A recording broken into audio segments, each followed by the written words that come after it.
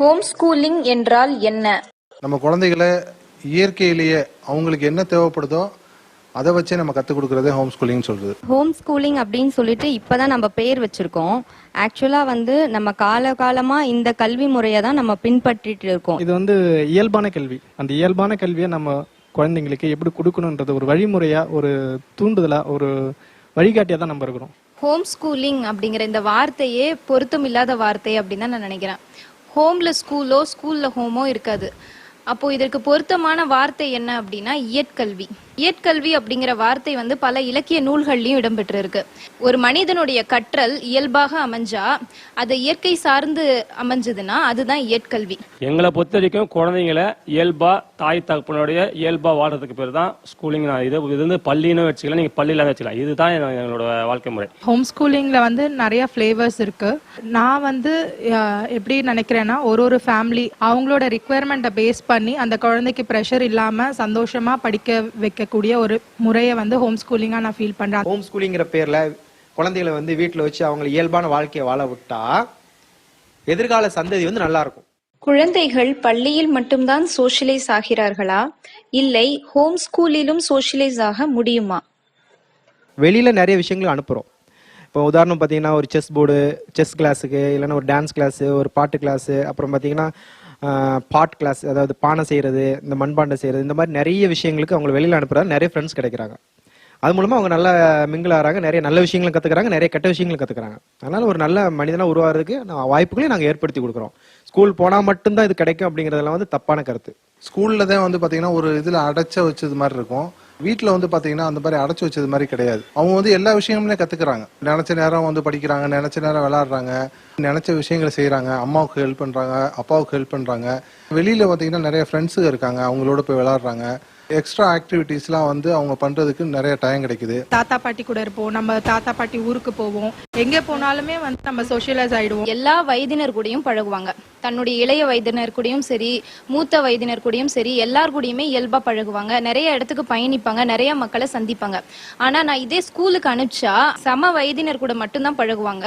அங்க இருக்கக்கூடிய அந்த 30-40 குழந்தைங்க கூட மட்டும்தான் பழகக்கூடிய வாய்ப்பு கிடைக்கும். எல்லார் கூடயும் பழகுற வாய்ப்பை நாங்க கொடுத்துருக்கோம். நாங்க எங்க போனாலும் எங்களுடைய பயணங்கள்ல குழந்தை இருக்காங்க, நாங்க என்ன பண்ணாலும் எங்களுடைய தொழில்கள்ல குழந்தை இருக்காங்க.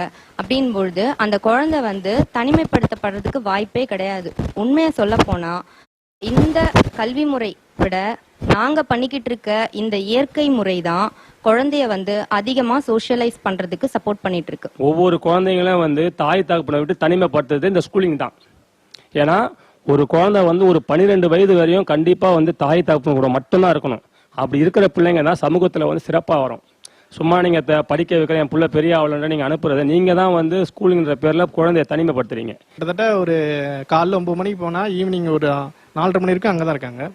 அதுல என்ன சோஷியல் இருக்குன்னு தெரியல. ஒரு ரூமுக்குள்ள ஒரு 45 பசங்களோட சேர்ந்து ஒரு நாளைக்கு ஒரு 9 மணி நேரம் 10 மணி நேரம் அங்கேயே உட்காந்துருக்கோம். அதுல சோஷியல் வருதுன்னு தெரியல. அதுவே நாங்க சமுதாயத்திலே வெளியே விட்டுறோம். ஏன் ஸ்கூல் வேண்டாம் என்று நினைக்கிறீர்கள்? அங்கு குழந்தைகளின் திறமைகள் மழுங்கடிக்கப்படுகிறதா? ஸ்கூல் வேணாம்னு நினைக்கல. அதாவது ஸ்கூல் தேவைப்படும். அதுல உள்ள அந்த கல்வி முறை அப்படின்னு சொல்றது நம்மளுக்கு தவறாப்படுது. அந்த கல்வி முறையில ஒரு மாற்றம் செஞ்சோம் அப்படின்னா நம்ம தைரியமா ஸ்கூல்ல சேர்க்கலாம். ஏன் ஸ்கூல் வேணாம் என்றதை விட ஸ்கூல் இப்போ எதுக்கு தேவை அப்படிங்கிற ஒரு சிந்தனை வந்துருச்சு. ஸ்கூல் வேணான்னு சொல்ல, நானு ஸ்கூல்ல இருக்க இந்த கல்வி முறையை தான் நான் வேணான்றேன். ஏன்னா உண்மையிலே பள்ளிக்கூடம்ன்றது தேவை. அது எப்படியா இருக்கணும்னா தனக்குள்ள உள்ள திறமையை தோண்டி தனித்தனியான எல்லா விரலுமே ஒரே மாதிரி இல்லை. ஒரு விரல் குட்டையே நட்டையாக்குது, அசமமா இருக்கு. அதாவது அவங்களுக்கு தகுந்த மாதிரி பாடத்திட்டங்களை உருவாக்கணும். ஒரு எல்கேஜிக்கு கிட்டத்தட்ட 14 சப்ஜெக்ட் 16 சப்ஜெக்ட் இருக்கு. அது ஒரு விஷயத்த உருப்பட உண்மை கத்தில் Tamil, English, maths, EVS, GK, computer science, sports எல்லாமே இருக்குல்ல. ஆனா எந்த விஷயமும் உருப்படியா முழுமையா எதுவுமே கிடைக்காது.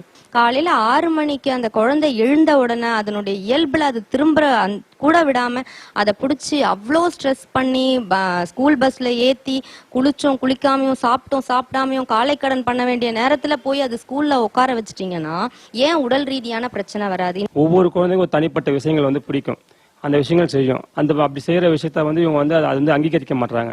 எல்லாமே ஒரே குட்டையில ஒரு மாட்ட மாதிரியே ட்ரீட்மெண்ட். ஏன்னா கல்வி என்பது என்ன பாத்தீங்கன்னா தனக்குள் உள்ள திறமையை தோண்டுதல் பேர் தான் கல்வி. சும்மா புத்தகத்துல படிச்சுட்டு மனப்பாடம் பண்ணி பேசுறதெல்லாம் படிப்பு கிடையாது. படிப்பு வேற, கல்வி வேற.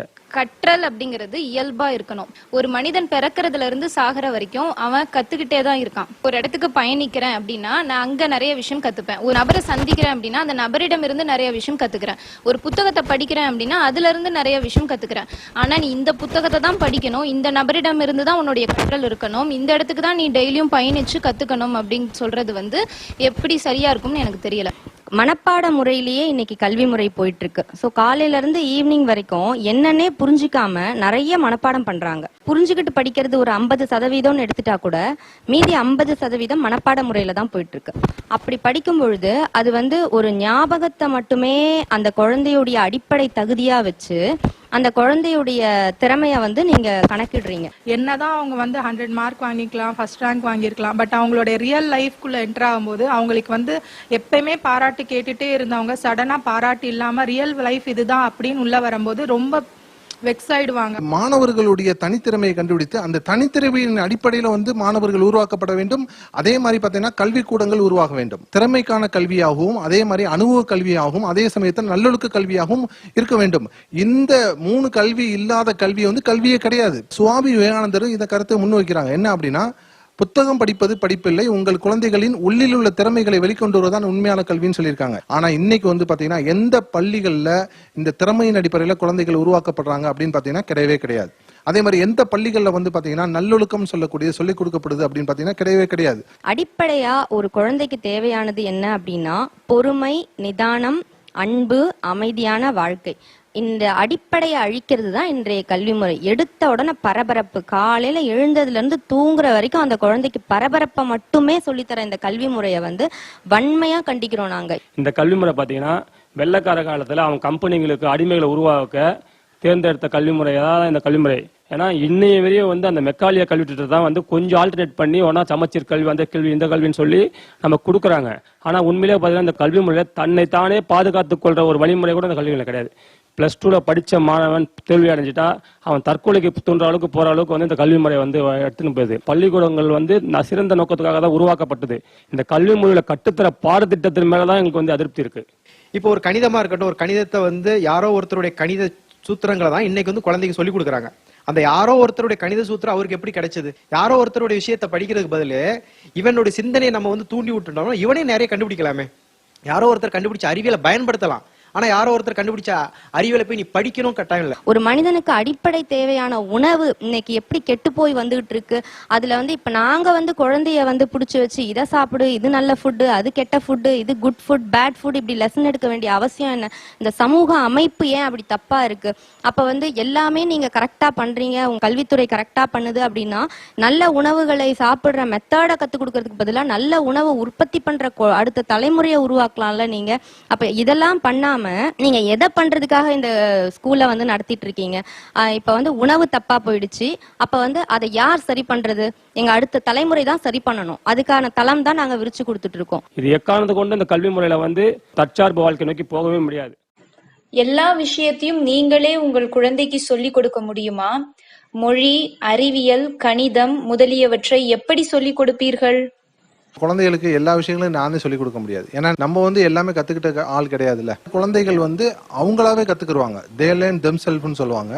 அவங்களாவே கத்துக்குருவாங்க. அவங்களுக்கு எதுவுமே சொல்லிக் கொடுக்கணும் அவசியம் கிடையாது. சொல்லி கொடுக்கணும் அப்படின்னு நம்ம போயிட்டாலே நம்மளுடைய கருத்தை திணிக்கணும்னு தான் அர்த்தம். இப்ப எல்லா உயிரும் பாத்தீங்கன்னா பிறக்கும் போதே பாத்தீங்கன்னா எப்படி சாப்பிடணும், எப்படி இறையை தேடணும், எப்படி வாழணும், எப்படி ஒவ்வொரு இடத்துக்கு தகுந்தாப்புல நம்மளை அனுசரிச்சு போகணும், எல்லா உயிர்களும் வாழும் போது வாழ்க்கை பாடத்துல கத்துக்குது. கற்றல் வேற படிப்பு வேற. அப்போ நம்ம எவ்வளவுதான் சொல்லி கொடுத்தாலும் அது படிப்பாயிருது. அப்ப அகைன் ஸ்கூல்ல பண்ற விஷயத்த நம்ம திரும்ப பண்ண போறோம். கற்றல்ங்கிறது என்னன்னா, நீங்க சும்மா விட்டாலே, அவன் குழந்தைய விளையாட விட்டாலே, குழந்தைய அவனா இருக்க விட்டாலே அவனுக்கு தேவையானது அவன் கத்துக்க முடியும். அந்த கத்துக்கிறது மூலமா நிறைய விஷயங்கள் தெரிஞ்சுக்க முடியும். ஒரு உதாரணத்துக்கு நீங்க கேட்கலாம், இப்ப அறிவியலை பத்தி என்ன பண்றது? அறிவியல நிறைய கண்டுபிடிச்சிருக்காங்க, கணினியை கண்டுபிடிச்சிருக்காங்க, இல்லைன்னா ஒரு போக்குவரத்து சம்பந்தப்பட்டது, இல்லைன்னா தொடர்பு சாதனங்கள் சம்பந்தப்பட்ட கண்டுபிடிச்சிருக்காங்களா, அந்த மாதிரி விஷயங்கள் எப்படி இவனுக்கு எப்படி கிடைக்கும் அப்படின்னு நீங்க கேட்கலாம். அதை கண்டுபிடிச்சவருக்கு எப்படி கிடைச்சது? அவருக்கு யார் சொல்லி கொடுத்தா? அதாவது அடிப்படை தேவையான விஷயங்களை அவன் விருப்பக்கூடிய நேரத்துல, அவனுக்கு தேவையான நேரத்துல அதை காமிச்சா போதும். இல்ல கண்டிப்பா நான் என் குழந்தைக்கு எல்லா விஷயம் சொல்லிக் கொடுக்க முடியாது. நாங்க கூட வச்சுக்கிட்டு இவருக்கு வாழ்றது மட்டும்தான் வேலை. சமூகத்துல நாங்க பல இடங்களுக்கு போகும்போது அங்க இருக்கிற பல மனிதர்களுடைய இயல்பை பழகும் போது கொள்ளும் போது அவங்களுக்கு தேவையான விஷயங்களை அவங்க தேர்ந்தெடுத்துப்பாங்க. அவ்வளவுதான். இதுக்கு மேல ஒண்ணுமே இல்லை. இதுல கண்டிப்பா எல்லா விஷயத்தையும் பெற்றோரே சொல்லி கொடுக்க முடியாது. ஆனா ஒரு குழந்தைக்கு சந்தேகம் எழுது அப்படின்னு சொன்னா அதற்கான எக்ஸ்பர்ட் கிட்ட நீ கேட்கலாம், புக்கை எடுத்து படிக்கலாம், நெட்ல அது சம்பந்தமா சர்ச் பண்ணலாம். அப்படிங்கிற இந்த ஆப்ஷன்ஸ் எல்லாம் அவைலபிளா இருக்கு. எல்லா விஷயத்தையும் ஒரு குழந்தை வந்து சொல்லிக் கொடுக்க முடியாது. ஏன் அப்படின்னா அதுக்கான அறிவு நமக்கு கிடையாது, குழந்தைக்கு நிறைய இருக்கு. உண்மையை சொன்ன போனா குழந்தைக்கு நம்ம கத்துக்கிறோம். ஏன்னா ஒரு நாளைக்கு கிட்டத்தட்ட ஏகப்பட்ட கேள்வி கேட்குறீங்க. அந்த கேள்வி எல்லாம் ரொம்ப இயல்பான கேள்வி. இப்போ ஒரு குழந்தை வந்து ஏன்ப்பா நம்ம கொட்டாய் வரும்னு கேட்டா ஒரு பெற்றோரை தான் சொல்லுவோம், டயர்டா இருக்கும், கொட்டாய் வரும், தூக்கம் வந்தா கொட்டாய் வரும், அவள் தான் அந்த கேள்வி கொஸ்டின் முடிஞ்சு போச்சு. ஆனா அது இல்லை, அது கேள்வி. கார்பன் டை ஆக்சைடு மட்டும் தான் வெளியே வருது, தேவையான ஆக்சிஜன் உள்ள இருக்கு. மற்ற காற்றெல்லாம் அதில் இருக்கிறதுனால நம்ம போன் எல்லாமே டயர்ட் ஆயிடுச்சு, சம்டைம் கொட்டாய் வரும். இந்த மாதிரி டீட்டெயிலாக போறதுனால சயின்ஸ் அதில் முடிஞ்சு போச்சு. அப்போ நீங்க ஒரு கேள்வி கேட்கறப்ப ஞாபகம் வச்சுக்கிட்டு திருப்பி அதே கேள்வியை டீட்டெயிலாக சொன்னோம்னா அது ஒரு சப்ஜெக்டா போயிடும். சயின்ஸ்னா சயின்ஸா போயிடும், இல்லைன்னா ஹிஸ்டரியா போயிடும். எந்த ஒரு சயின்ஸ் இருந்தாலும் ஃபுல்லா டீட்டெயிலாக சொல்றதுக்கு அது புரியும். அப்பதான் நிறைய கேள்வி கேட்கும். அறிவியல் என்பது என்ன தானா எங்கன்னு வந்தது? அறிவியல் நம்ம வாழ்வியலே சேர்ந்து தான் இருக்கு. ஒரு அறிவியலும் இப்போ சூரிய ஒளிந்து எப்படி ஒளி வருது, நான் அதுலேருந்து எப்படி மின்சாரத்தை எடுக்கிறது, இதெல்லாம் வந்து என் பிள்ளைங்களுக்கு தேவைப்பட்டு அது உணர்ந்ததுன்னா அதுக்கு சொல்லிக் கொடுக்காத வாய்ப்பு கண்டிப்பாக எனக்கு வரும். நான் சொல்லிக் கொடுப்பேன் இந்த விஷயங்களை. மொழியை பற்றி பேசுவாங்க, உன் பிள்ளை ஆங்கிலம் பேசுமா, ஆங்கிலம் ஒரு தொடர்பு மொழி தான், அது வந்து வாழ்வியல் கிடையாது. அப்போ ஒரு மொழியை கற்றுக்கிறதுக்கு குறைஞ்சபட்சம் 4 மாதத்தில் ஒரு மொழியை எழுத பேச கற்றுக்கலாம். வாழ்க்கை முழுவதும் கல்வி கிடையாது. கல்வி என்பது, படிப்பு என்பது வாழ்க்கை ஒரு சின்ன பகுதி தான். அவங்களுடைய தேவைகள் என்னென்னவோ அந்தந்த நேரத்துல அவங்களுக்கு கிடைச்சுக்கிட்டே தான் இருக்கு. அங்க வந்து அம்மா அப்பா அப்படின்ற 2 பேர் அங்க தேவை கிடையாது கத்து கொடுக்கறதுக்கு. இந்த சமுதாயமே ஒரு கற்றலுக்கான நிகழ்வு தான், இந்த இயற்கையே ஒரு கற்றலுக்கான நிகழ்வு தான். அது எல்லா விஷயத்தையும் தானே கத்துக்கும். அப்படி இருக்கும் பொழுது நம்ம ஏன் திணிக்கணும் அப்படிங்கிறது தான் எங்களை மாதிரி பேரண்டோடைய ஆதங்கம். உங்கள் குழந்தைகளின் எதிர்காலம் என்ன? என்னுடைய குழந்தையினுடைய எதிர்காலம் அவன் தான் தீர்மானிக்கணும். நான் எப்படி தீர்மானிக்க முடியும்? அவனுக்கு தான் தெரியும். வளர வளர அவனுடைய எதிர்காலம் தெரியும். அதற்கு தகுந்த வாழ்க்கையை நோக்கி அவங்க போவாங்க. அது எதிர்காலம் என்னன்னு என் பிள்ளைங்க முடிவு பண்ணிப்பாங்க. நான் கொடுக்குற இந்த கல்வி முறை மூலயமா என் பிள்ளைங்க கண்டிப்பா சமூகத்துல சிறந்த ஒரு மாணவன் தான் வந்து நிற்பாங்க. என்னுடைய பையனுக்கு வந்து பாத்தீங்கன்னா 12 வயசு ஆகுது. அவனுக்கு வந்து இப்ப ஐஎஃப்எஸ் ஆகணும்னு ஆசைப்படுறான். ஐஎஃப்எஸ்னா இந்தியன் ஃபாரின் சர்வீஸ் ஆஃபீஸர் ஆகணும்னு ஆசைப்படுறான். அவன் வந்து உலகம் ஃபுல்லா போகணும், நிறைய விஷயங்கள்லாம் நம்ம கத்துக்கணும், நிறைய மக்களுக்கு வந்து சேவை பண்ணணும் அப்படின்னு சொல்லி ஆசைப்படுறான். ஸோ அவனுடைய சாய்ஸில் நான் விட்டேன். இப்போ எனக்கு ஒரு தொழில் பிடிக்கும் அப்படின்னு சொல்றதுக்காக நம்ம அந்த தொழிலை வந்து நம்ம அவங்கள்ட்ட திணிக்க முடியாது. ஸோ அவங்களுடைய லைஃப் அவங்க தான் வாழணும். எதிர்காலம் அப்படிங்கிறது வந்து அவன் டிசைட் பண்ண வேண்டிய ஒரு விஷயம். அதை வந்து நான் இப்போ யோசிக்க விரும்பல. குழந்தை வந்து நான் 10th எழுதலை அப்படின்னு முடிவெடுக்குதுன்னா இட்ஸ் ஃபைன். 10th சர்டிஃபிகேட்டுக்காக தான் வந்துட்டு இவ்வளோ தூரம் ஸ்கூலுக்கு போகணும்னு அவசியமே கிடையாது. அது இல்லாமையும் எவ்வளவோ விஷயங்கள் இருக்கு. என் குழந்தையுடைய எதிர்காலம் என்ன அப்படிங்கறத அவ தான் தீர்மானிப்பா. அவளுடைய கல்யாணம், அவளுடைய கல்வி, அவளுடைய தொழில் எல்லாமே அவ தான் தீர்மானிப்பா. எல்லா ஸ்கூலுடைய பசங்களுடைய எதிர்காலம் என்னன்னு கேட்டா அந்த வயசுல டாக்டர், இன்ஜினியர், ஐஏஎஸ், ஐபிஎஸ் இந்த 4 தவிர பள்ளி ஸ்கூல் படிக்கிற எல்லா ஸ்கூலுக்கும் எதுவுமே தெரியாது. ஆனா இந்த சமுதாயத்துல நம்ம இயல்பான கேள்வி முறையில குழந்தைகளை போய் கேட்டுங்கன்னா அது சொல்றது நிறைய இருக்கு. அது என்ன சொல்றது, இன்னொன்னு சொல்லுதுங்க, அந்த 4 தவிர மிச்சம் எல்லாமே சொல்லுதுங்க. அப்போ எவ்வளவு டீடைல்ஸ் நம்ம கிடைக்குது தெரியுமா? அப்ப இத்தனை வருஷம் அந்த ஸ்கூல்ல இருக்க விஷயங்கள் எல்லாமே ரொம்ப கம்மி. குழந்தையுடைய எதிர்காலம் குழந்தை தான் தீர்மானிக்கும். வளரும் பொழுது அதனுடைய ஆர்வம் எதுல இருக்கோ அது பொறுத்து அதனுடைய துறையை அது தேர்ந்தெடுக்கும் போது அதோட எதிர்காலத்தை அதுவே தேர்ந்தெடுக்கக்கூடிய எல்லா விஷயத்தையும் அது கையில நாங்க கொடுத்துருக்கோம். அப்ப அந்த குழந்தை வந்து தன்னியல்புல வளர்ந்து தனக்கான விஷயங்களை பண்ணும் பொழுது ரொம்ப சிறப்பாவே அதோட எதிர்காலம் இருக்கும். இப்போ வாழ்ந்த பரம்பரை கிடையாது. இது வந்து பழங்காலமா வந்து உலகத்துக்கே பாட சொன்ன பரம்பரையில இருக்கும் நம்ம. ஏன்னா வெள்ளைக்காரன் சமைச்சே சாப்பிட தெரியாத நேரத்துல நம்ம வந்து கட்டிடம் கட்டியிருக்கோம். அப்போ அந்த அளவுக்கு கல்வி இல்லாமையா வந்து கரிகால சோழன் கட்டிடம் கட்டினாரு. இவ்வளவு கல்வி முறைகள் இருக்கு. தச்சு தொழில இருக்கு. சக்கரம் கண்டுபிடிச்சதெல்லாம் எப்படி, எந்த அறிவியல் முறை சக்கரம் கண்டுபிடிச்சாங்க? சக்கரம் நம்ம கண்டுபிடிச்சனாலதான் இப்போ உலகம் ஃபுல்லா வாகனங்கள் ஓடுன்னு இருக்கு. இந்த அறிவியல் திறன் நம்ம ஜீன்லயே இருக்கு. அதனால வந்து பிரச்சனை கிடையாது நமக்கு. பிள்ளைகளின் பதின் பருவத்தை எப்படி கையாள்வீர்கள்? நாங்க இப்பயுமே சொல்லி கொடுக்கலங்க. டீனேஜ்லயும் வந்துட்டு அவங்களுக்கு தெரியும் எது கரெக்ட் எது தப்பு. நம்ம வந்துட்டு நாம பொய் சொல்லல அப்படின்னா நம்ம குழந்தைங்க கிட்ட அவங்க வந்து நம்ம கிட்ட பொய் சொல்ல மாட்டாங்க. எல்லாத்தையுமே பிராங்கா சொல்றதுக்கு ரெடியா இருப்பாங்க. நம்ம வந்து அந்த ஸ்பேஸை குழந்தைங்களுக்கு சின்ன பிள்ளையிலேருந்தே கொடுக்கணும். அதை கொடுக்காம வளர்த்துட்டு அப்புறம் டீனேஜர்ஸ் ஆனதுக்கு அப்புறமா வேற ஒருத்தவங்க கிட்ட போறாங்க, ஃப்ரெண்டு கிட்ட போய் பேசுறாங்க எல்லாத்தையும் அப்படின்றத விட நம்ம குழந்தையிலேயே ஒரு குழந்தை வந்து முதல்ல அதுக்கு என்ன டவுட் வந்தாலும் நம்ம கிட்ட தான் வந்து கேட்க ஆரம்பிக்கும்.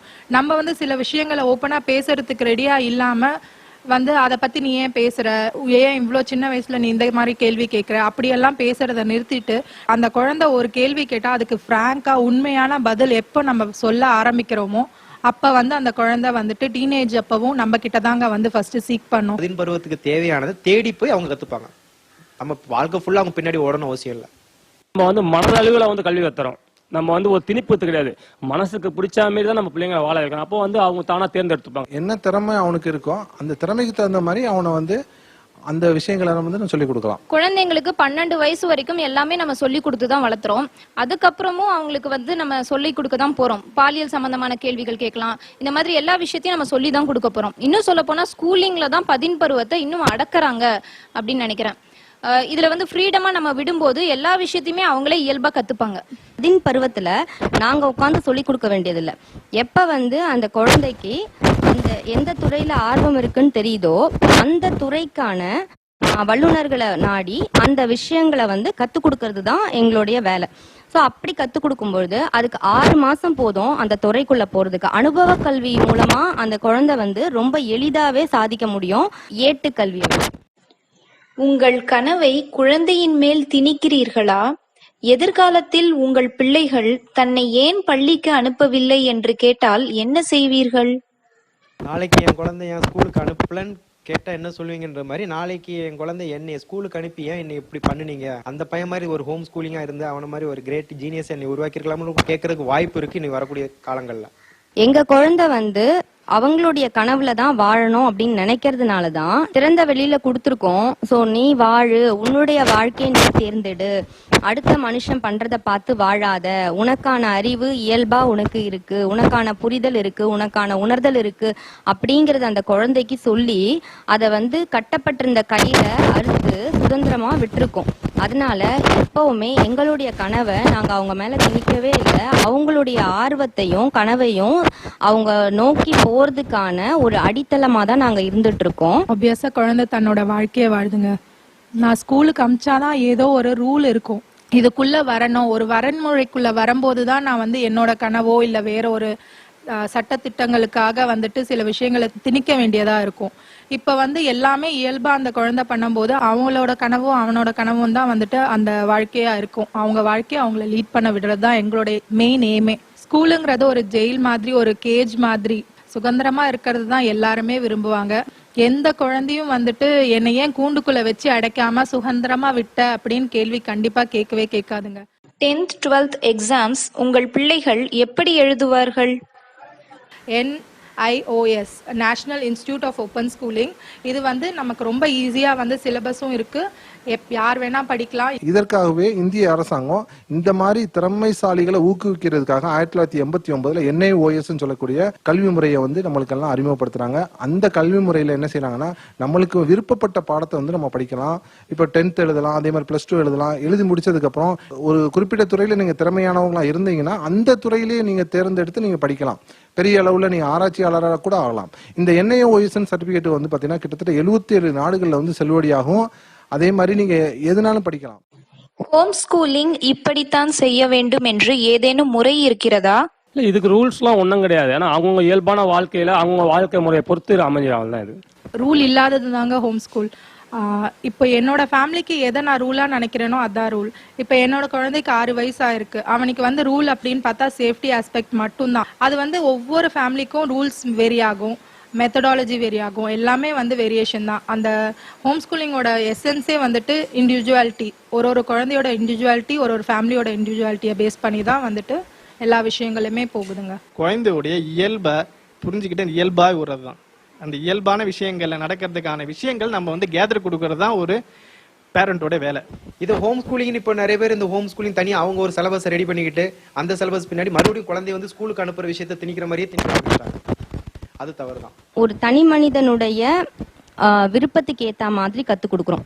இப்ப என்னுடைய புரிதல், நான் இந்த வாழ்க்கையை பத்தி உணர்ந்ததை வச்சு நான் வந்து என்னுடைய குழந்தைக்கு நான் டீச் பண்ணிட்டு இருக்கேன். இதே வந்து ஒவ்வொரு பேரண்ட்டுக்கும் டிஃபர் ஆகும். அவங்களுடைய இன்ட்ரெஸ்ட்டை பொறுத்து அவங்க அதை கொண்டு போவாங்க. ஒரு ரூல் வச்சு கொண்டு போறது கிடையாது இந்த கல்வி முறை. ஹோம் ஸ்கூலிங் யாருக்கெல்லாம் ஏற்புடையதாக இருக்கும்?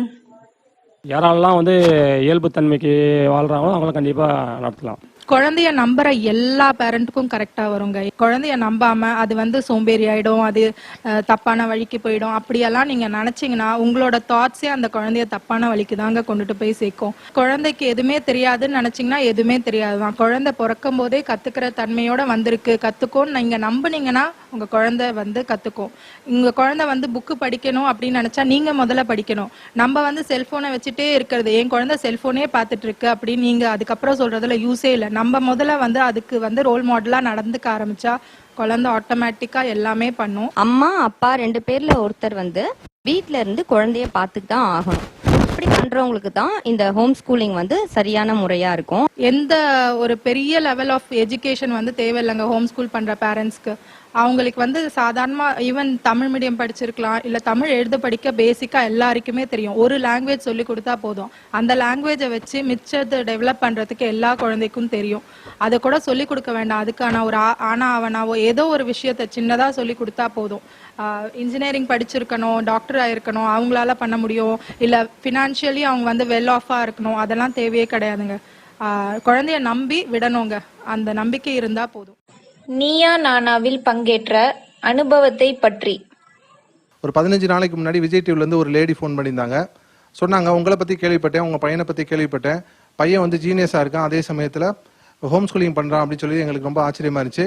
நாங்க நடத்துற நீயா நானான்னு சொல்லக்கூடிய ஒரு நிகழ்ச்சியில இந்த ஹோம் ஸ்கூலிங் சொல்லக்கூடிய டாபிக் வந்து நாங்க வச்சிருக்கோம். அதுல வந்து நீங்க கலந்துக்கிட்டு உங்க கருத்தை வந்து பகிர்ந்து கொள்ளணும் அப்படின்னு சொல்லி கேட்டாங்க. நானும் வந்து மக்களுக்கு நல்லது செய்யற ஒரு விஷயமா தான் இருக்கு அப்படின்னு சொல்லிட்டு நானும் ஒத்துக்கிட்டேன். அதுக்கப்புறம் ஷூட்டிங் நடக்கிற சமயத்துல என்ன ஆச்சு அப்படின்னா, நான் சொல்லக்கூடிய கருத்துக்கள் வந்து மறுக்கப்பட்டது, பேசுறதுக்கு வந்து வாய்ப்பே வந்து அந்த இடத்துல வந்து கொடுக்கப்படலை. இதுல இன்னொரு வருத்தமான விஷயம் என்ன அப்படிங்கிறீங்கன்னா, நம்மளுடைய இயற்கையான உணவு பழக்கங்கள் பிளஸ் மரவொலி கல்விகள்லாம் பார்த்தீங்கன்னா மரவொலி கல்வி அப்படின்னு சொல்லக்கூடிய விஷயங்கள்லாம் தவறா வந்து சித்தரிச்சாங்க. அது வந்து எனக்கு ரொம்ப வேதனை அளிச்சிச்சு. நீ என்ன, அது ஒரு காமெடி ப்ரோக்ராம் மாதிரி தான் போயிடுச்சு. அது எல்லாருடைய கருத்து வந்து கேட்கறதுக்கு அங்க உடன்பாடு இல்லை. கோபிநாத்தோட வாயா தான் ஆண்டனி இருந்தாரு, ஆண்டனியோட வாயா யாருன்னு இருந்ததுன்னு தெரியல. டிஆர்பி ரேட்டுக்காக தான் இருக்கும். குழந்தைக்கு இயல்பான கல்வி மூலமா நம்ம விஷயத்த வைக்கணும்னா அதே கல்வியில பள்ளிச்சாலை இருக்கிற பெற்றோர்கள் மூலமா கொண்டு வந்தாதான் அந்த கருத்து கணிப்பு நல்லா இருக்கும். அது நீயானா ப்ரோக்ராம் வந்து அது ஒரு நம்ம குழந்தைங்களுக்கு ஒரு அனுபவம் உள்ள பாடமா சொல்லித்ததுக்கு ஒரு இடமா அமைஞ்சு போச்சு, அவ்வளவுதான். மீடியானா இப்படிதான் இருக்கும் அப்படின்னு ஒரு கல்வி முறைமா எடுத்து நம்ம குழந்தைகளுக்கு என்னைக்காச்சும் கேட்டுச்சுன்னா சொல்றதுக்கு ஒரு பாடமா நம்ம எடுத்துக்கலாம். அந்த விஷயத்துக்காக மட்டுமே அதை யூஸ் பண்ணிக்கலாம். நீயானா வந்துட்டு எஸ் எல்லாருக்குமே ஒரு டிசப்பாயின்ட்மெண்ட் இருந்தது, எங்களை பேச விடலை அந்த மாதிரி எல்லாம். பட் ஸ்டில் வந்துட்டு ஓகே, அவங்க வந்துட்டு அவ்வளோதான் அவங்களால பண்ண முடியும், எங்களால் முடிஞ்சதை நாங்கள் பண்ணியிருக்கோம். உங்களுடைய தரப்புல பேசுறதுக்கான வாய்ப்புகளை வந்து சரியா கொடுக்கல, கிடைச்ச விஷயங்களையும் சரியா எங்களை வந்து எக்ஸ்போஸ் பண்ண விடலை.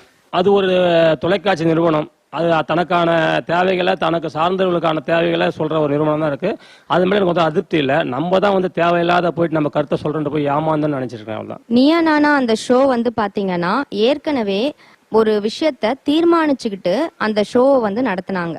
அதாவது ஹோம் ஸ்கூலிங் தப்பான ஒரு விஷயம், ஹோம் ஸ்கூலிங் மேல்தட்டு மக்களுக்கானது, ஹோம் ஸ்கூலிங் ஜாதிய சாயம் பூசி அந்த மாதிரி ஒரு தவறான வழி நடத்தலுக்கு கொண்டு போயிட்டாங்க. அந்த மாதிரி கொண்டு போனதே அவங்களுடைய பிளான் தான். என்ன அப்படின்னா, இன்னைக்கு கல்வி வந்து வியாபாரமாக்கப்பட்டிருக்கு, அதை பதிவு பண்றதுக்கு இன்னைக்கு ஊடகங்கள் தயாரா இல்லை. ஊடகம் அப்படிங்கிறது ஒரு நடுநிலையா இருக்க வேண்டிய ஒரு விஷயம். அவங்க வந்து இன்னைக்கு தீர்ப்பு கொடுக்குற இடத்துல இருக்கிற அளவுக்கு ஒரு ஷோவை நடத்திட்டு இருக்காங்க. நடுவுல நின்று ஸ்கூல் பேரண்ட்ஸோடைய வியூவை கேட்கணும், எங்களோட வியூவை கேட்கணும்.